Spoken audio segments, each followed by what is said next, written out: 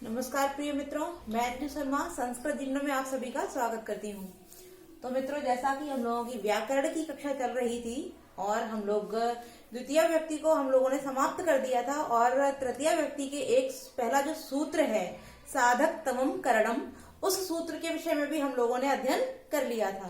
तो मैं जो हमारे मित्र लाइव जुड़ते हैं, मैं उन सभी का धन्यवाद करना चाहूंगी। साथ ही साथ मैं उन सभी मित्रों से कहूंगी कि वो अपने मित्रों के साथ वीडियो की लिंक को शेयर करें और सभी मित्र अधिक से अधिक लोग हमारे चैनल के साथ जुड़ें। और जिन मित्रों ने वीडियो को चैनल को सब्सक्राइब नहीं किया, वे सभी लोग चैनल को सब्सक्राइब कर लें। और आप सभी को यदि वीडियो पसंद आती है तो आप लोग लाइक अवश्य किया कीजिए, क्योंकि मैंने देखा है अधिकांश लोग वीडियो देखते हैं किंतु लाइक नहीं करते हैं। तो आप लोग लाइक अवश्य किया कीजिए, क्योंकि लाइक करने से कुछ घटता नहीं है, बल्कि आप सब लोगों के लाइक से मुझे प्रोत्साहन मिलता है।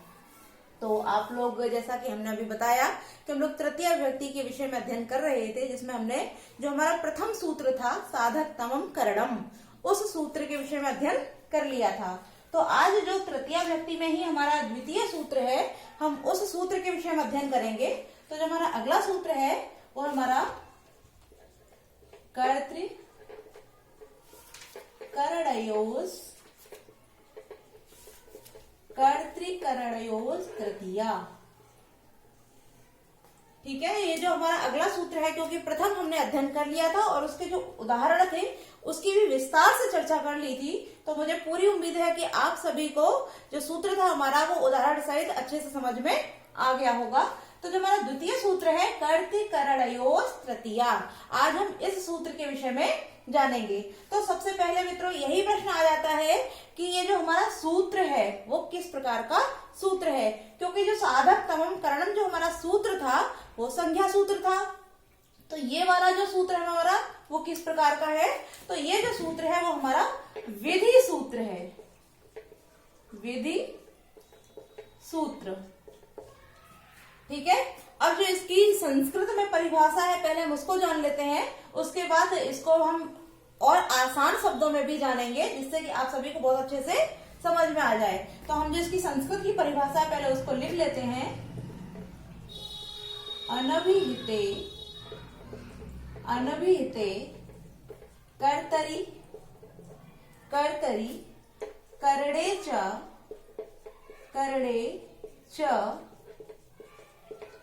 तृतीया स्यात्। अनभिहिते कर्तरि करणे च तृतीया स्यात्, ये इस सूत्र की संस्कृत में परिभाषा होती है। अब इसके अर्थ को भी हम जानते हैं। यहाँ जो हमारा शब्द प्रयुक्त किया गया अनभिहिते, इसका अर्थ मैं आपको पहले ही बता चुकी हूँ। जो अनुक्त होता है, जो उक्त नहीं होता है, अनुक्त होता है, उसी को हम अनभिहित भी कहते हैं। अर्थात चाहे उसे आप अनुक्त कहिए चाहे अनभिहित कहिए, दोनों का अर्थ होता है अनुक्त होना। तो हम इसके लिए अनुक्त भी प्रयोग करते हैं और अनभिहित भी प्रयोग करते हैं। तो इसमें क्या होता है यार मित्रों कि जो हमारा कर्तरी और करण, जो कर्त अर्थात जो कर्ता कारक होता है, यहाँ च शब्द का प्रयोग किया गया। च का अर्थ है कि दो होना, यहाँ दो कारकों के विषय में वर्णन किया जा रहा है। तो जो हमारा कर्ता कारण है और करण कारक होता है, कर्ता और करण कारक के अनभिहित अर्थात अनुक्त होने पर उसकी क्या हो जाती है, तृतीया स्यात्, उसमें तृतीया हो जाती है। जिन भी लोगों को अभी तक नहीं पता है कि उक्त क्या होता है, अनुक्त क्या होता है, एक बार मैं पुनः उस चीज को बता देती हूँ कि उक्त और अनुक्त क्या होते हैं। मैंने आप सभी को बताया था कि यदि विभक्तियां कोई भी कारक हमारा उक्त बोला जाता है, चाहे वो प्रथमा विभक्ति हो, द्वितीय विभक्ति हो, तृतीय विभक्ति हो, चतुर्थी हो, पंचमी हो, षष्ठी हो या सप्तमी हो या सप्तमी विभक्ति हो, और इनके जो कारक होते हैं यदि उसको हम मित्रों क्या बोल देंगे, उक्त बोल देंगे, उनको हम उक्त कर देंगे। तो ये जितनी भी हमारी विभक्तियां हैं इन सभी में प्रथमा विभक्ति हो जाती है, इन सभी में प्रथमा विभक्ति हो जाती है। किंतु यदि हम इनको अनुक्त करते हैं, अगर इन्हीं सभी विभक्तियों को हम क्या बोल देंगे, अनुक्त बोल देते हैं, अनुक्त या अनभिहित, अनभिहित, यहाँ उक्त के साथ अभिहित भी आ जाएगा, अभिहित, अभिहित, उक्त या अभिहित या अनुक्त या अनभिहित। तो यदि कारक हमारा कोई भी या कोई भी विभक्ति उक्त हो जाती है या अभिहित हो जाती है तो उसमें प्रथमा व्यक्ति का प्रयोग हो जाता है, यानी वहां पर प्रथमा व्यक्ति हो जाती है। किंतु यदि वही अनुक्त हो जाए या अनभिहित हो जाए तो हमारी जो प्रथमा और तृतीया विभक्ति जो होती है इनमें क्या हो जाता है, इनमें करण कारक हो जाता है, करण कारक। और साथ ही साथ जो हमारी अन्य विभक्तियां रह जाती हैं, जैसे द्वितीय व्यक्ति है तो इसमें कर्म कारक ही रहेगा, अर्थात द्वितीया ही रहेगी, द्वितीय व्यक्ति, द्वितीया। चतुर्थी में हमारी चतुर्थी ही रहेगी, पंचमी में पंचमी और षष्ठी में षष्ठी, सप्तमी में सप्तमी। तो यदि इनमें से हम किसी भी व्यक्ति को जब उक्त करते हैं तो वहां प्रथमा व्यक्ति हो जाती है। यदि हम किसी भी व्यक्ति, जैसे हम बोल दें कि चतुर्थी उक्त है तो उक्त होने पर वहां प्रथमा व्यक्ति हो जाएगी। किंतु यदि हम चतुर्थी को अनुक्त या अनभिहित कहेंगे तो वहां संप्रदान कारक होकर के चतुर्थी व्यक्ति ही होगी। तो इसी प्रकार हम लोगों ने जान लिया कि यहाँ जो हमारा उक्त और अनुक्त था, जो भी लोग हमारी क्लास में आज नए जुड़े हैं, अगर उन लोगों ने उक्त या अनुक्त के विषय में नहीं जाना है तो वो सभी इस चीज को समझ गए होंगे। तो यहाँ क्या बोला जा रहा है कि कर्तरी करणे, अर्थात जो कर्त कारक होता है, प्रथमा विभक्ति का जो कारक होता है वो कर्ता होता है, और जो करण, तो यहाँ तृतीया का जो कारक होता है वो करण होता है। तो यहाँ इन दो विभक्तियों के विषय में ही बात की जा रही है कि जो कर्त, बाकी के हम हटा देते हैं। तो यहाँ जो दो विभक्तियों के विषय में बताया जा रहा है कि कर्तरी अर्थात कर्ता, च माने और, तृतीय अर्थात करण, करणे च। तो एक कर्ता और करण यानी कि प्रथमा और तृतीय विभक्ति का जो कारक है उनके अनभिहित अर्थात अनुक्त होने पर उनमें क्या हो जाएगी, उनमें तृतीया स्यात्, उनमें तृतीया विभक्ति हो जाती है। इस चीज को हम लोगों ने यहाँ इस परिभाषा से क्लियर कर लिया है। समझ में आया? ठीक है, तो ये जो हमारा सूत्र था उसकी परिभाषा क्लियर हो चुकी है। अब हम सूत्र से भी देख लेते हैं, क्योंकि सूत्र में भी वही बात को बताएगा, उसी चीज को, कि कर्तृ जो करता है और करण जो करण कारक है, यानी कर्ता और जो करण कारक, करणयो यहाँ द्विवचन में प्रयोग हुआ है, कर्ति करणयो, यानी कर्ता और करण दोनों में क्या हो जाती है, तृतीया, तृतीया हो जाती है। ठीक है, तो आप लोगों को ये परिभाषा क्लियर हो गई होगी। अब जो इसका उदाहरण है हम उसको भी समझ लेते हैं। तो जो इसका एग्जाम्पल है वो है राम से वाण द्वारा बाली मारा गया। राम से बाण द्वारा बाली मारा गया। अब हम देखते हैं कि यहाँ जो हमारा दिया है राम से, यहाँ ये क्या है, ये हमारा कर्ता है, किंतु कर्ता यहाँ उक्त ना होकर हमारा अनुक्त हो गया है। इस कारण यहाँ कर्ता के अनुक्त हो जाने से क्या हो गया है, यहाँ तृतीया विभक्ति हो जाएगी। तो इसका जो शब्द बनेगा, इसका जो रूप बनेगा वो हो जाएगा हमारा रामेण। अब हम आगे देखते हैं, यहाँ लिखा हुआ बाण द्वारा बाली मारा गया। तो यहाँ जो बाण द्वारा, तो हमने एक सूत्र जो पूर्व पहला वाला जो सूत्र अध्ययन किया था, साधक तमम करणम।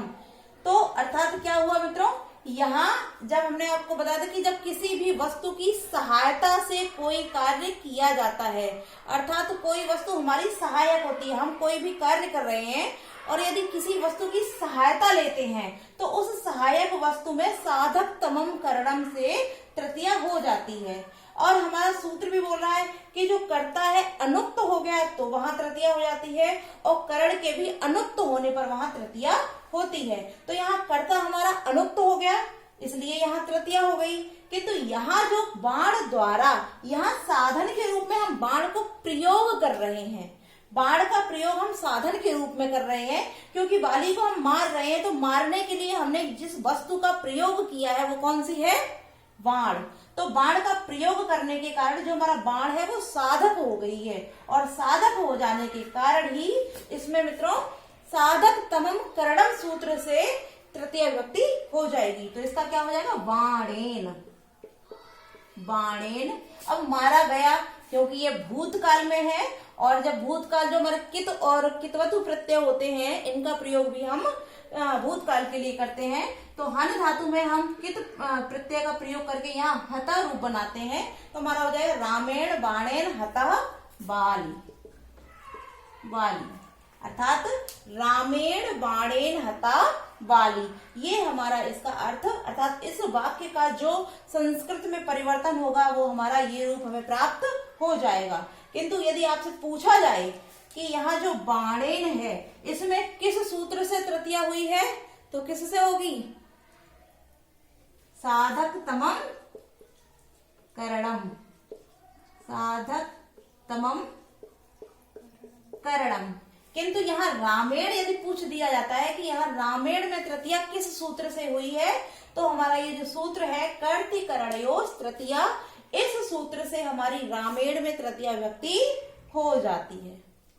क्लियर। अब अपना अगला सूत्र। ओके। जवाब दो ना, समझ में आ रहा है। Yes ma'am. Yes ma'am. अब हम अपना अगला सूत्र देखते हैं। हमारा जो अगला सूत्र है वह है सहयुक्ते अप्रधाने। सहयुक्ते अप्रधाने, सह का अर्थ क्या होता है, यहाँ हमारा जो सूत्र है उसमें बोल रहे हैं मित्रों सहयुक्ते अप्रधाने। तो जो सह शब्द है, इस सह का अर्थ होता है, क्या होता है बताओ, सह का अर्थ, सह का अर्थ होता है साथ। सह का अर्थ होता है साथ, और सह वाले जो पर्यायवाची शब्द होते हैं, सह के जो पर्यायवाची शब्द हैं हम उनको भी लिख लेते हैं। सह, साकम,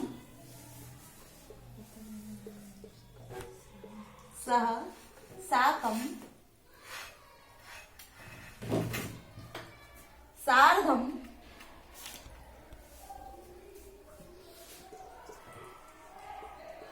सार्धम, सह, साकम, सार्धम और समम। समम। तो सह के जो पर्यायवाची शब्द हैं सह, साकम, सार्धम और समम, और मैंने आप सभी को बता दिया कि जो सह है इसका अर्थ होता है साथ। तो साथ का अर्थात जब किसी के साथ जाया जाए या किसी के साथ मिलकर कोई कार्य किया जाए, या सह शब्द का हम जब प्रयोग करते हैं, या सह के अर्थ वाले जो पर्यायवाची शब्द हैं जो मैंने सभी लिख दिए हैं, सह, साकम, सार्धम और समम, ये सभी सह के पर्यायवाची हैं।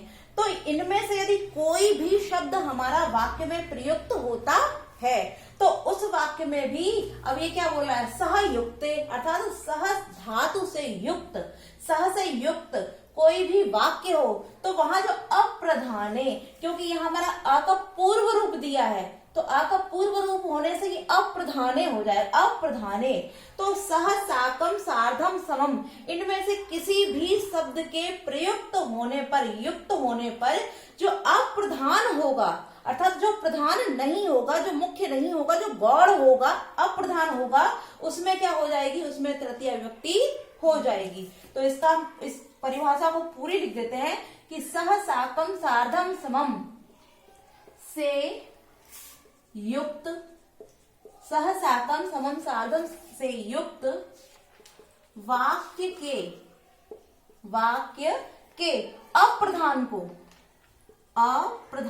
को, इस चीज को आपको ध्यान रखना है सभी को कि यहाँ जो हमारा शब्द दिया है वो क्या दिया, अप्रधान, अर्थात जो मुख्य नहीं है, जो प्रमुख नहीं है, गौड़ है, जो अप्रधान है, जिसकी अत्यधिक महत्व, अर्थात जो महत्व से कम महत्व वाला, यानी कि जो मुख्य होता है उसका अधिक महत्व होता है, किंतु जो अप्रधान होता है उसका उससे कम महत्व होता है। तो यहाँ जो अप्रधान है, अप्रधान में क्या हो जाएगी, तृतीया हो जाती है, तृतीया हो जाती है। इस चीज को ध्यान रखना है, क्योंकि यहाँ भी अप्रधान दिया है, सह युक्त, सह से युक्त हो वाक्य, किंतु उसमें भी किसमें, अप्रधान में, जो प्रधान नहीं होगा, मुख्य नहीं होगा, प्रमुख नहीं होगा, जो क्या होगा, अप्रधान होगा, गौण होगा, उसमें तृतीया हो जाती है। तो इसका जो एग्जाम्पल है उसको देखते हैं। इसका उदाहरण होता है पुत्र के साथ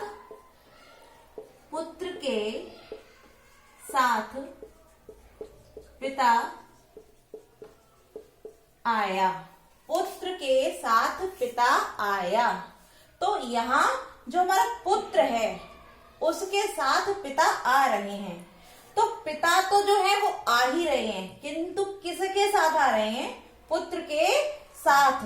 तो यहाँ जो हमारा अप्रधान है वो कौन है, पुत्र, क्योंकि आना किसका निश्चित है, पिता का, पिता तो आ ही रहे हैं, किंतु किसके साथ आ रहे हैं, पुत्र के साथ। तो जो हमारा पुत्र है वो अप्रधान होने के कारण, क्योंकि यहाँ अत्यधिक महत्व है पिता का, क्योंकि पिता का आना निश्चित है, और यहाँ उनके साथ जो आ रहा है वो कौन है, अप्रधान, क्योंकि ये तो आ ही रहे हैं, इनके साथ जो आ रहा है वो कौन है, पुत्र, और पुत्र अप्रधान होने के कारण, यानी कि यहाँ पर पुत्र गौण होने के कारण जो हमारा यहाँ पुत्र है इसी में तृतीया हो जाएगी। तो क्या हो जाएगा, पुत्रेण सह, पिता की पिता, या आप जनकः भी लगा सकते हैं, तो पुत्रेण सह पिता आगतः, आया, यानी कि पुत्र के साथ पिता आया। इसका और कोई एग्जांपल आप जैसे ये देख लीजिए, राम के साथ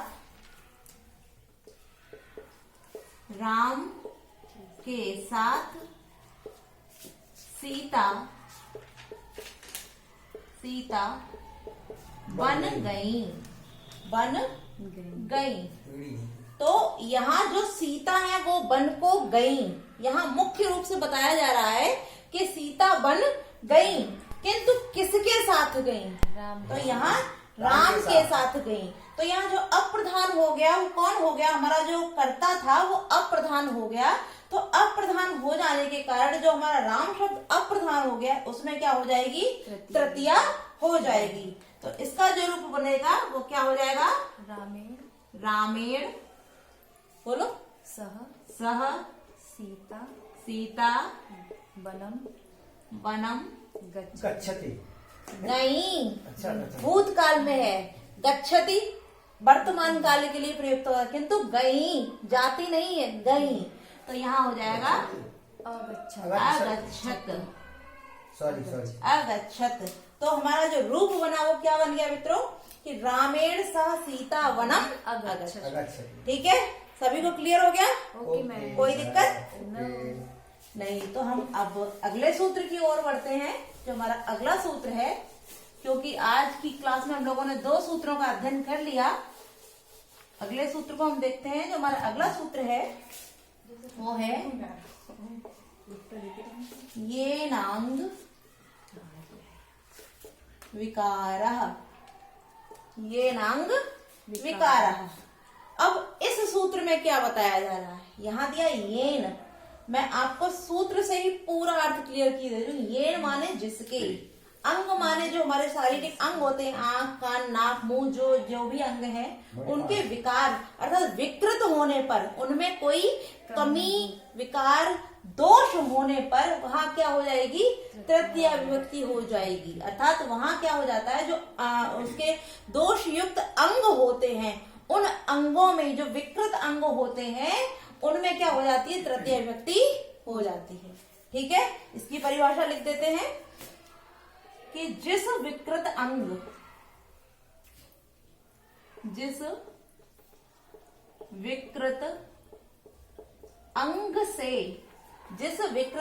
से अंगी का विकार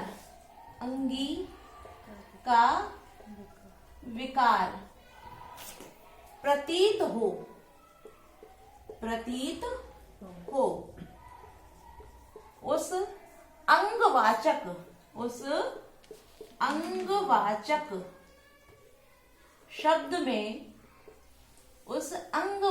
शब्द में तृतीया हो जाती है। हो जाती है। अब आप सभी इस परिभाषा को समझ गए होंगे, क्योंकि मैंने पहले ही इसका अर्थ आप सभी को क्लियर कर दिया था। यदि फिर भी नहीं हुआ तो हम इसकी परिभाषा को एक बार पुनः देख लेते हैं। इसमें क्या बताया जा रहा है कि जिस विकृत अंग से, अर्थात जिस विकृत का मतलब जो खराब अंग है, उससे अंगी का विकार, यानी कि जो मनुष्य है उसके विकार को प्रतीत करते हैं, यानी कि जिस खराब अंग से उसके विकार को बतलाया जाता है, उस अंगवाचक शब्द में ही, अर्थात जो अंगवाचक शब्द से तात्पर्य जो खराब अंग है, जो दोष से युक्त अंग है, विकृत अंग है, उस अंगवाचक शब्द में ही तृतीया हो जाती है। जैसे इसका एग्जाम्पल बताओ। लता पैर से लंगड़ी है। पैर से, चलो दूसरा एग्जाम्पल इसका देखते हैं। आंख से काना है। आंख से काना है। काना है। अब यहाँ काना बताया जा रहा, तो ये जो अंगी है उसका विकार मालूम पड़ रहा है कि अंग में उसके जो शारीरिक अंग हैं उनमें कानापन, यानी जो अंगी व्यक्ति है, जो व्यक्ति है वह काना है, किंतु विकार किसमें प्रतीत हो रहा है? आंख में, क्योंकि जो कानापन है वो किससे मालूम पड़ रहा है? आंख से। तो आंख से काना है, तो यहाँ उसका जो दोष प्रकट करने वाला अंग है वो कौन सा है? आंख। आंख में विकार होने के कारण ये जो आंख है इसी में तृतीय व्यक्ति हो जाएगी। तो जो इसका शब्द परिवर्तित होगा, अर्थात जो संस्कृत वाक्य बनेगा वो क्या हो जाएगा? अक्षरा काणः। अक्षरा काणः। आप अस्थि लगाना चाहें तो लगाइए और नहीं लगाना चाहें तो कोई बात नहीं। ये वाक्य भी हमारा क्लियर हो गया कि आंख से काना है, अर्थात अक्षरा काणा। पैर से लंगड़ा है। एक और एग्जांपल देख लेते हैं। पैर से लंगड़ा है। पैर से लंगड़ा है।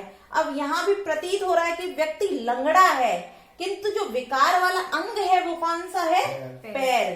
पैर में विकार होने के कारण ही उसका लंगड़ापन वहां प्रतीत हो रहा है। इसलिए जिसमें विकार है उस विकार वाले शब्द में ही क्या हो जाएगा? हमारा तृतीय व्यक्ति हो जाएगी। तो इसका रूप क्या हो जाएगा?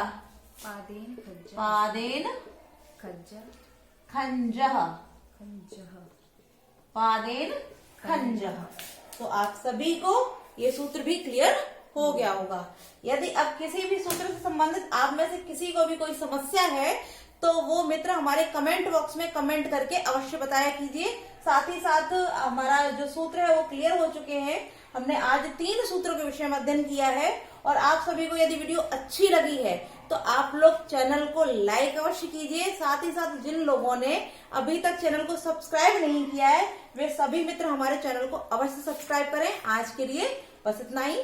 नमो नमः मित्रों।